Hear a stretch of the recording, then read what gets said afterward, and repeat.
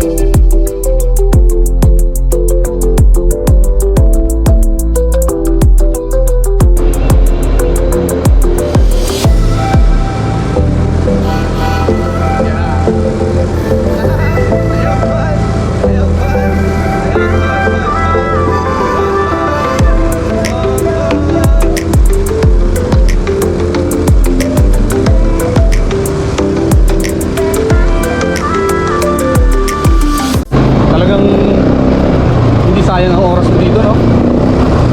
At saka hindi siya ganun kamahal, no?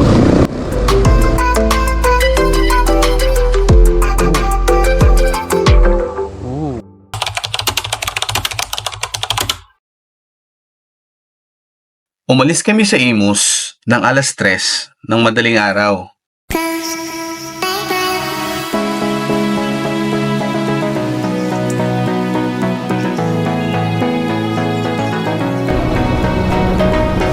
At nakarating tayo sa Marcos Highway dito sa Antipolo ng alas 6 ng umaga.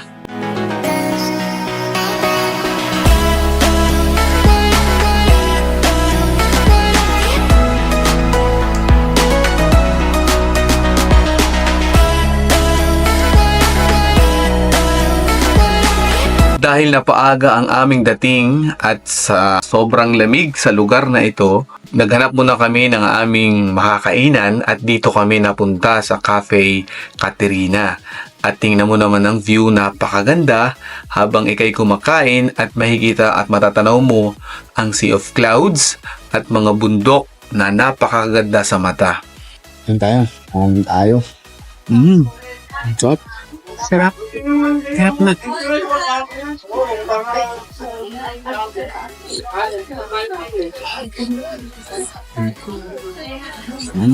Masarap. At pagkatapos nating kumain, dumiretso na tayo sa Palaya Natural Farm. May mga nadadaanan pala tayong mga rough road or hindi tapos na cement road. Kaya make sure na medyo magbawas ka talaga ng hangin sa iyong gulong kasi may mga times na talagang madudulas dahil kakatapos lang ng ulan. And finally, nandito na tayo sa Palaya Natural Farm. As you can see, visible naman yung kanilang signboard kaya hindi ka naman mawawala at visible naman ata itong lugar. Pero sa case namin, dinaanan lang talaga siya namin. At ayun, makikita mo yung malawak nilang farm sa kabila. At pag diniretso mo to, yun naman yung reception area at ang pinakagusto ko dito ay meron silang coffee shop. Opo, meron silang coffee shop sa loob kaya pag ikaw ay mahilig sa kape, wala kang problema dito. Talagang magugustuhan mo ang lugar na ito. At isa pa sa mga nagustuhan ko sa lugar na ito ay ang kanilang rates. Pagpasok namin, nagulat kami dahil ang siningil lang sa amin na parang entrance is 150. Day tour. At nag-arkila lang kami ng isang kubo para naman makapagpahinga at makapag-nap kahit papano. Yung naman sa kanilang customer service, as you can see, naiwanan ko yung tsinelas ko, pinahiram ako ng isang staff. Pag gagamit ka sa kanilang ATV, ang binayaran namin ay 800 pesos. Dating naman sa kanilang amenities like ilog at ATV, we suggest na 3 hours ang kunin niyo sa ATV kasi medyo bitin ang isang oras. And while nag-enjoy kayo sa inyong ATV tour, magpaluto na rin kayo para pagdating nyo kakain na lang kayo. And dito na kayo maglublob. At isa pang maganda dito is pwede kang mag-overnight stay kasama ang iyong family, colleagues, at mga tropa. Bring your own tent lang para mas enjoy at solid. Overall, nag-enjoy kami kahit day tour lang kami. And pwede mo siyang i-recommend sa iba mong kaibigan.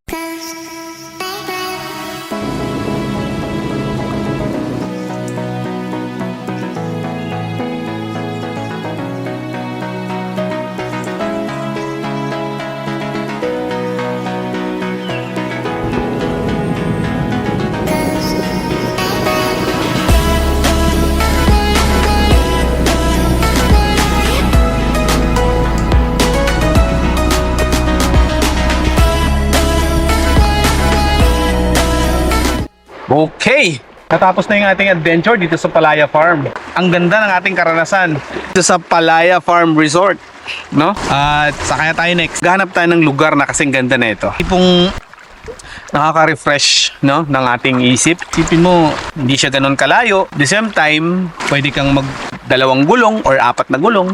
At may naarkila naman dito na ATV. Actually, kanina gusto ko sanang itawid dito yung aking ADB. Kaso naisip ko baka mamaya magka-problema pa, no? So, yun. Isa yun sa magandang ino-offer dito sa Palaya Farm. Kaya, yun lang. Subaybay kayo sa susunod natin na adventure kung saan man tayo mapadpad, no? Kung saan man tayo makahanap ng magandang lugar dito sa Pilipinas, dito sa Luzon. Kasi originally, galing tayo ng Mindanao. Yan. Mga, kasi manwa ko na sa Iloilo. Hindi. So, yun lang subscribe for more videos na katulad nito. Wala tayong ibang gagawin sa buhay kundi i-enjoy at syempre make sure na yung mga mahal natin sa buhay ay nag-i-enjoy din ang mga nakapaligid sa atin. So, yun lang. Keep safe, ride safe, ingat, and God bless ating lahat. Bye!